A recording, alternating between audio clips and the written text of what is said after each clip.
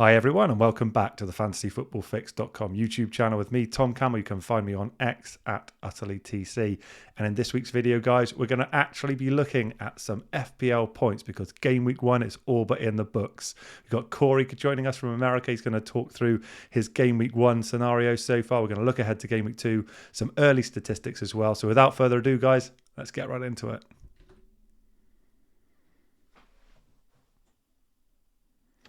Guys, welcome back to the channel, and I hope your game week 1 has gone or is going super well, depending on when you're watching the video. We are recording on Sunday night. And Corey, it's been a long time, man. Welcome back to the channel. How are you? I'm doing well, thank you. Good. It's good to have you back on the channel, Corey. I think we've got on screen at the moment, kind of mean to have your overall rank up here when game week 1 is not even in the books. We don't tend to pay too much attention to that. So forget about that, guys. It's all good. We can look instead at Corey's amazing finishes over the course of his time playing FPL with a top 1K finish, multiple top 5K finishes, top 10K finishes, of course. So Corey, let's get some quick thoughts from yourself around the game changes before we get into the nitty gritty of game week 1. I asked the other guys who've been on the channel so far. We've got these rule changes in terms of being able to accrue 5 transfers. We've got some BPS revisions. Good for the game, bad for the game, indifferent? What are your thoughts on the game changes? Yeah, I definitely think the transfer change is good. It gives you more options. The last couple of years, especially, the templates have been very, very strong. Pricing has been way too lenient. And it's just kind of felt like everyone was doing the same. And at least this offers some differentiation.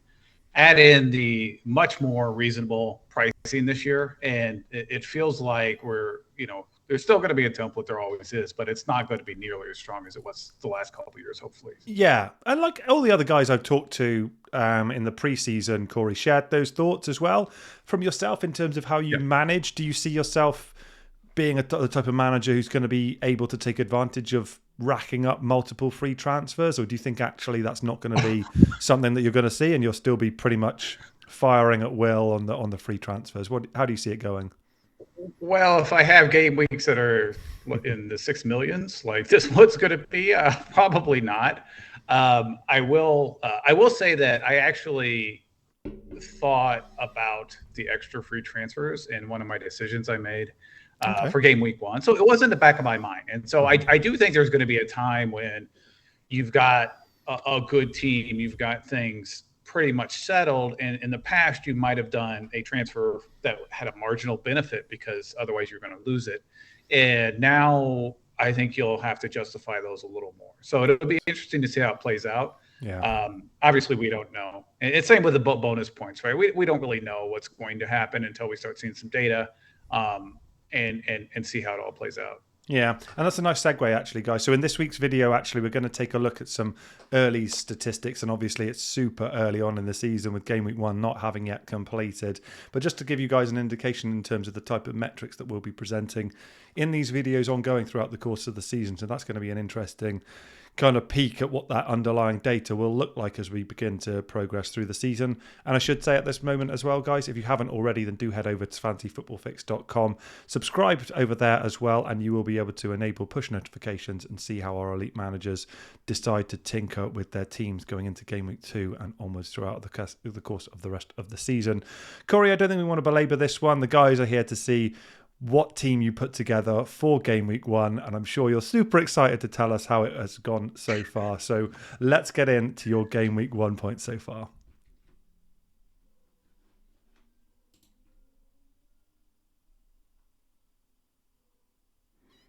Okay, guys, so I'm just going to give you a chance to familiarize yourself with that screen on the right hand side then, and you're going to see some names who I'm sure were pretty popular in the preseason musings that we were all going through. I'm going to start with the 0 point of the bagel, Corey. I'm going to have to ask you about Barco.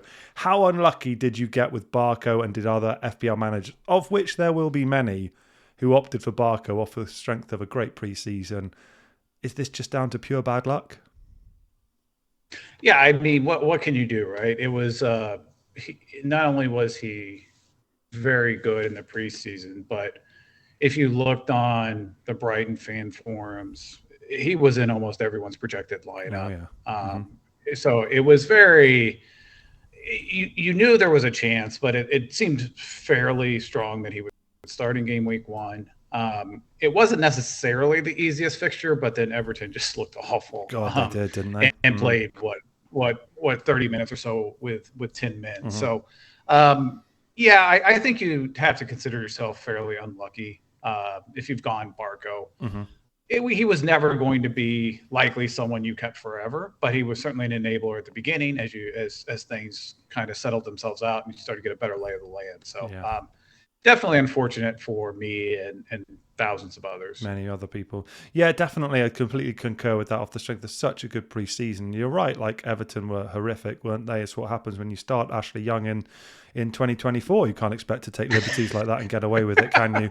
So the rest of the defence there, I did want to ask you, Corey, you and I haven't prepared sort of questions off the back for this, but seeing your defence there, it was quite interesting to me to see how you didn't put a great amount of money into the defence. And a lot of the folks that I talked to in pre-season and around the FPL community at large were talking around spending big at the back, trying not to put, I guess, game week 1 results into it, Corey. And I know it's wonderful with hindsight, but what was your thinking there to kind of avoid ploughing money into the defence and looking further afield? Is that something strategically that is consistent with what you've always done, or just for this season? I think it was just the combination of pricing and fixtures. So obviously Arsenal, even with the price changes, still seems to be the best route to clean sheets, but their fixtures are pretty rough. After game week 1, they really have 4. I think it's 4. All 4. The types of sacrifices that had to make elsewhere were challenging to go that route. Alexander-Arnold is an amazing asset, but he's also 7, right? And Liverpool's defense isn't exactly foolproof. I thought Ipswich had multiple chances to craft something together. The final ball, a lot of times, let them down, but. I just don't necessarily know that he's going to be worth it. Maybe he is. He's certainly going to be attacking. But again, it was tough. So I think the combination there, and you look at City, whose fixtures are kind of up and down, and then they have 7 defenders or whatever who are going to play a lot. So I know a lot of people I don't know that I think he's worth that money. His role is, today seemed kind of what it was at the beginning last year. And he's got competition. So for me, it was just a calculated gamble. Add in the lack of clean sheets last year, and that's the route I went. So if things have kind of gone back into more clean sheets like they have been, then I certainly reevaluate. But that's the route I went. And quite frankly, my defense didn't do that badly. No, it really didn't. If Barco would have played and gotten a clean sheet, let's say, I would have had 15 points from my 3 defenders. I'd have been just fine. So it didn't really hurt me so bad there. No, it was other parts that really stuck me. That exactly. It wasn't so much about the result. It was more around the kind of thinking that went into it. Really interesting to see your rationale there. And I guess Trent Alexander-Arnold can return in any fixture, can't he? But I guess strategically as well, at Liverpool defensively, there was and remains a question mark as to how they're going to perform under a new manager with slightly different ideas. So the jury, I guess, is still out on them. But Trent, I think, universally accepted as a good asset. He's just cost a lot of money as a consequence of that. Let's look further at upfield then. So we've got the midfield 4 then. You opted for Mo Salah in there along with Erling Haaland as well. Obviously, that comes with the need by which to balance the books somehow, right? So let's talk around Rodgers and Nkunku first of all. Corey, your thoughts on those 2 picks pre-season, and also how did you see how they performed in their respective fixtures over game week 1? Does it give you pause ahead of game weeks 2 and beyond, or are you pretty comfortable with them looking forward over the next few game weeks? So, the hype around Rodgers is substantial within the Villa community. Again, if you go to their fan boards, they're all pretty excited about him. He played pretty well down the stretch. And he brings a unique skill set that they don't really have.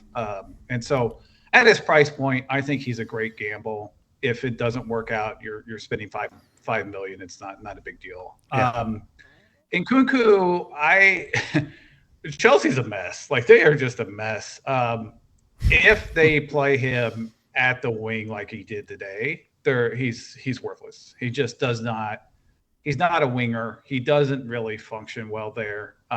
He can play as a second striker. He can play as a 10, but he's got to be more central to be effective. So obviously they were playing City today. You didn't really expect too much. I did think they had a couple of scenarios where they were in fairly good positions, but Enzo Fernandez and Jackson were just, I mean, Jackson was Jackson, but Enzo Fernandez was just terrible. So we'll see how that goes. Obviously him getting hooked before 60 is a problem. And they have approximately 30 players, right? So it could be an issue pretty quickly, but for now, I think give them another game, see how they line up and go from there. It does feel like that the word chaos was used in one of the reports I read following the game in terms of squad selection, team selection, performance. You've talked about individual roles there as well, and it does feel like you might strike lightning in a bottle with one of these guys like Nkunku, Cole Palmer. I'm sure there's other people in the frame as well, but it does feel like that. How did you put it? They're a mess. So that's the analysis. It's so bad. It's so bad, and that midfield trio is not going to work ever. It's just not. Like Fernandez is not a 10. He showed that last year when they tried to play him there. He just doesn't function well. If you're a 4, I mean, they were basically a 4-2-3-1 today, and I mean, he's not who you need in the center. So you saying Chelsea full stop or a stay away, Corey? Like, and Nkunku, anybody else at this stage? It's not worth a gamble. I mean, yeah, I think I certainly wouldn't be buying into them until you get some more information and they start looking better. But again, at the beginning last year, they were kind of all over the place, and then the last half of the season, they were great. I was shocked that they fired Pochettino. Yeah, and then, but now it seems like they're back to the drawing board and trying to integrate a bunch of new players and new roles, and it just doesn't seem like it's working. Integrating new players. But again, they were playing Man City. So what do you want to do? It's a tough gig, isn't it? And integrating new players, that's what they do at Chelsea. So let's see how they work that one out over game weeks 2 and beyond. So let's look at the more premium options in your midfield here. Corey, you went with Mo Salah straight back to the usual that we're used to in game week 1 and everything else. You thought he was a kind of no-brainer even at 12.5, and presumably you're feeling pretty comfortable that he's going to be a long-term stay in the team. Well, I mean, the thing with Salah is Liverpool's asset or fixtures are great. He had no competition in the summer. He's fully rested, fully healthy. He's obviously in amazing fitness. He's a piece of iron, right? So, he and Haaland both having no summer competition really pushed me to just have them as the stalwarts in the team. So I would be very shocked if I have both of them come game week 6, I think, is when Arsenal's fixtures turn. That would be, I see a solid Asaka probably, but there's other options too, right? Yeah. Because I think long term it's just too much money. But at the beginning with so much uncertainty, I went that way. The annoying part is I had the armband on Salah until 2 hours before the game, the deadline, and the thought process there was it was very, very close between him and Isak. And the effective ownership on, I'd say, advanced teams, like people were really committed, or such that Isak was going to be over 100%, and then I'd be rooting against my own player, which I just hate doing. So that turned out really poorly, given the red card of Newcastle. But I'm definitely, for now, Salah's going to be there until we get some fixture changes and fixture swings elsewhere. I wasn't going to bring up the late captaincy change, but since you did, let's talk around it, because I had to actually ask our graphic designer Finn to actually change this, because he still had the captaincy on the Mo, and I was like, "Oh, dude, you're gonna piss Corey off if that remains." So unfortunately, not. So I get it. It was super close. And look, game week 1 promoted team, Salah, Halls. It's no shock there, is it? Let's not belabor that one too much.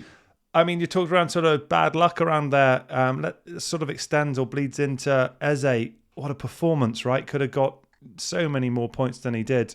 What a player, right, Corey? FPL wise as well as real life performance. He's outstanding, isn't he? Yeah, he's. I thought Palace looked very, very good. Now their structure does for counters. Munoz gets so far forward, like he plays like a winger. He I think he's does. a great value at 5. I mean,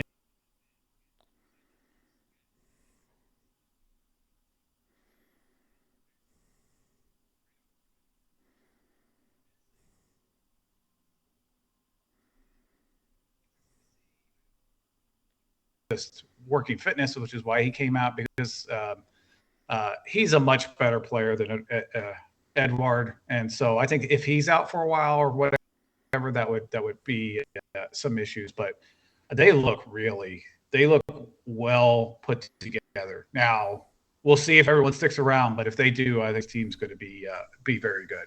Yeah, I concur. So you'd say Eze, Munoz, they're the standouts, right, in terms of the Crystal Palace FPL Yep. selections, both nice prices and in the defence and midfield respectively. Looking ahead to the forwards, Corey, I think we probably don't need to talk around Isak and Haaland in too much details as they felt fairly ubiquitous in the conversations I was having pre-season and talking to the other guys on Fix, etc. But you managed to squeeze Ollie Watkins in, obviously with Haaland and Salah both in the team.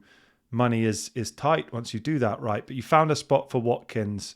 Talk to me around that because he played no minutes in pre-season, right? You already had Rodgers there as well. Are you just a believer that Ollie Watkins is underpriced? Do you think this is a long-term gig? Is it the fixtures? What was it that made you invest that chunk of change in Ollie Watkins?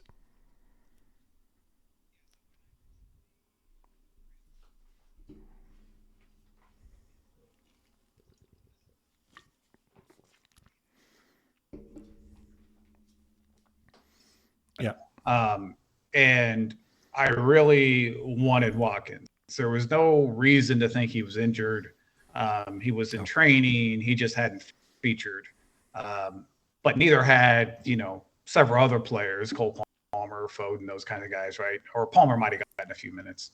So I wasn't too worried once it was clear he was in training and he was in full training. So he did look very sluggish, which not necessarily surprising, but the whole thing around this was I don't know how I don't know the plan on getting back in game week 3 if I wouldn't have gone with him in game week 1. I see. I really went back and forth on this a lot between 3 options. One was just going Solanke and having some money in the bank. And then the third was going, I think it was going to be Wood, which would have worked out great. But going Wood and then moving Smith Rowe to Gordon. So that was one. That was where my team was for a very long time until the end. So Yeah. it's really I never really expected game week 1 to go that well, and I honestly don't expect game week 2 to be that great. But I'm hoping. I mean, I'm hoping I'm not too far back so that when game week 3 hits, I'm in a very good position to take advantage of those fixture changes, and hopefully I'll have 3 free transfers to play around with. So. Yeah, should do, right? I mean, there's nothing catastrophic here injury-wise, is there, from what I've seen so far? I know we've got another game to play on Monday night as well, but we'll see. The problem is I'm going to be 7 million. So that's the problem is I got a big deficit that I got to build out of. So it's you're back of the field ready to make a charge through, but yeah, there's more than 37 game weeks to go with still a game week and a fixture in game week 1 as well. So time to chill, I'm sure. Let's talk around that bench just quickly, Corey, before we move on and talk some stats and your plans ahead of game week 2 as well. So Smith Rowe there, sitting there with 3-pointer. Obviously Fulham got beaten at Old Trafford as well. Mikalenko and Contis. You went 3 playing substitutes there, I guess, with Barco being the make weight money-wise as well. Looking at that bench, Corey, anything that you would think that you'd be looking to alter? Are you happy with that? I mean, Smith Rowe got the start, didn't he? And Fulham have a lovely fixture run, don't they, ahead of or from game week 2 onwards? I think both Smith Rowe and Rogers were value plays, right? Yeah. And if you hit, they could be great. Smith Rowe seems like he's going to be core to their team. Um, Obviously, that he's never had much fitness, so you're going to have to be concerned about that. Yeah. But with both Holland and Salah, there's just no money. Holland, Salah, No. Watkins, there's just no money to spend. So you got to go cheap. I think they were both of value. Mikolenko and Konsa, I mean, again, Everton were terrible, but we'll see how that goes. Konsa, that's more for Villa's, their fixtures from 3 to 9. I don't think they're great defensively, but he's 4.5 and he's going to play every game. So they're fine, aren't they? The Champions League has not yet started for them, and it seems a secure pick. Yep. And you do wonder if Everton will improve if they retain Jared Branthwaite and are able to get him back on the pitch soon as well. So, we'll see there as well. All right, cool. Let's not focus too much on game week 1. It's game week 1, guys, right? So if I've had a week that you're not happy with, don't worry about it. There are 37 to put things right, and Corey's got big plans for game week 3, so stay tuned for that to see how that works out. But guys, we're going to move on now, take a little look at some of the early outstanding performers from game week 1, some stats around that to give you an insight as to how that series is going to play out throughout the rest of the course of the season, and get Corey's thoughts on transfer plans for game week 2 as well.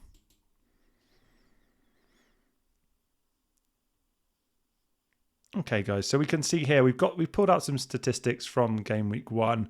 Obviously, right now we don't really have trend data available with the game week 1 not having yet completed, but this is what we're going to be showing you guys ongoing in this series. Some stats that we think are relevant here with expected goals, points, expected assists, shots on targets, and some live stats as well for managers who are competing as well, along with our games that are already in the books as well. So, Corey, I think first of all, is there anyone standing out from a statistic perspective here who you're particularly interested in?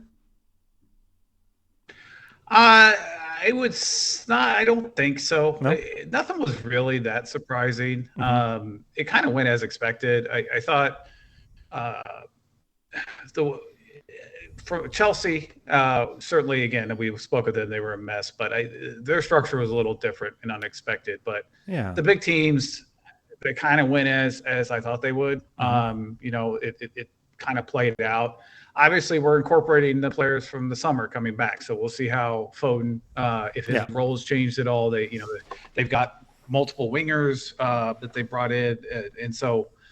But for game week 1, it was as expected. It's just about whether or not the underlyings resulted in points. So, I mean, if I'm looking at this screen here, if we go through one by one, through people who stood out potentially, you're seeing Thomas Souček there in expected goals over 1. I'm a West Ham fan. That's not something you should pay much attention to, guys. I'm the host, but I can give you that for free. In terms of other ones who may be of more interest here, Corey, we've got Matoma, who featured in many people's thoughts last season as well. Brighton were not part of the Discord really pre-season as well. But looking at that Brighton team, we can see Minter featuring in expected assists as well. Do you think Brighton were overlooked a little bit? Do you think there's anyone who's now of interest, particularly if you are looking for sort of budget enablers? Are you thinking that they could be a viable option, particularly when those fixtures improve in a couple of game weeks' time? I think if you get some nailed on Brighton assets, they'll absolutely be there. The challenge is they have so many. They're like what Chelsea should do, I guess, but they have so many options. I know.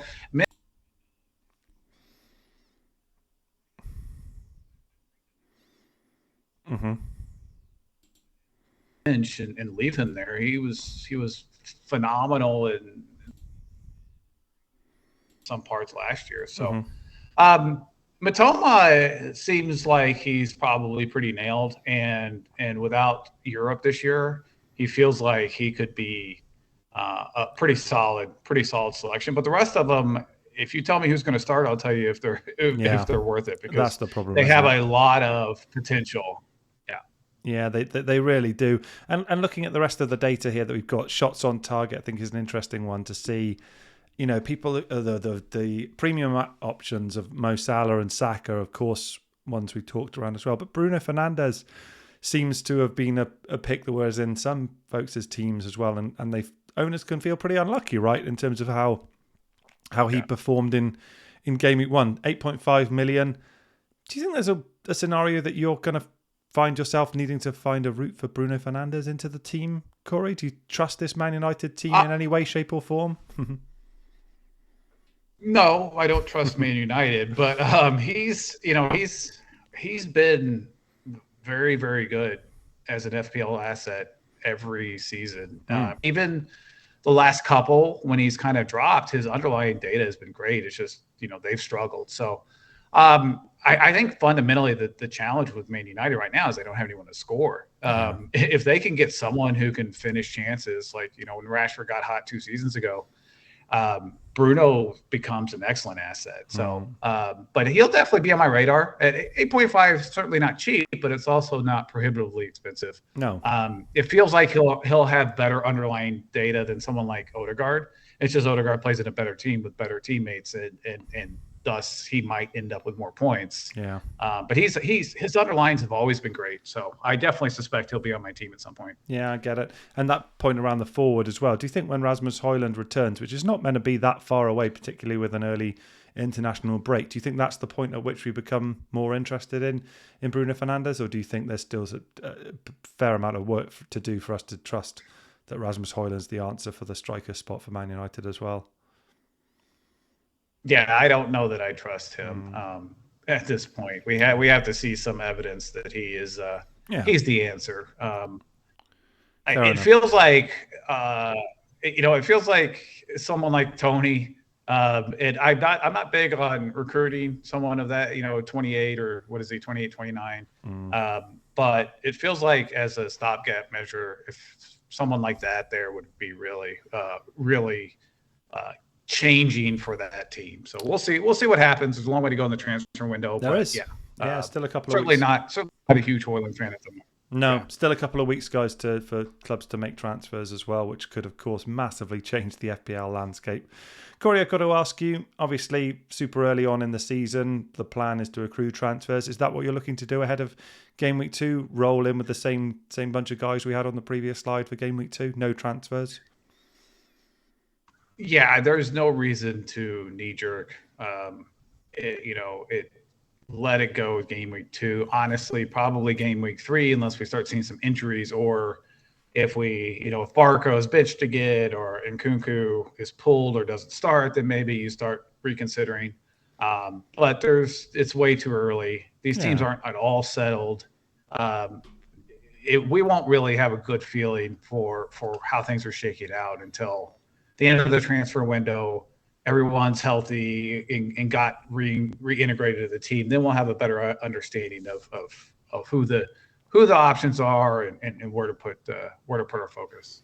Yeah, understood. Yeah, I completely agree with that. And you and everyone else who planned their teams over the course of the preseason did so to look more than just beyond, or rather more than just that Game Week 1. So it might be just wise to take a chill and wait and see how things play out, which is, I'm sure, what you're going to do. Corey, it's been great to talk to you again, my friend. It's great to have you back on. We're going to check out how your season goes throughout the course of the rest of the campaign. Anything else that you wanted to get across to the guys before we wrap things up? No, I just I think in general this season has felt I felt more uncertain about this season than any in a while. I think some of that is due to the prices, which are much more aggressive, and I'm very happy about that. Yeah, me too. But I think that the length of the European and, well, not just European, but the length of the international competitions in the summer really are impacting and will impact for a few more weeks the team setups and those kinds of things. So don't worry too much about how things are going. Things are going to change, and you'll be able to recover. Yeah, I like it. A good word of reassurance to end on, Corey. Thanks so much for coming on. And guys, if you did lose the visual of Corey on the last slide, then apologies for those technical difficulties that we've had, but hopefully the audio has remained consistent throughout, and we'll get that sorted for next week, guys. So I will say thank you to Corey for coming on to the channel again for this season. Guys, do please smash a like on the video, leave a comment down below if you've got any thoughts on Game Week 1 at all ahead of Game Week 2. Look forward to talking to you all next week. I hope Game Week 1 went great for all of you, and I'll talk to you all then. Take care. Bye-bye.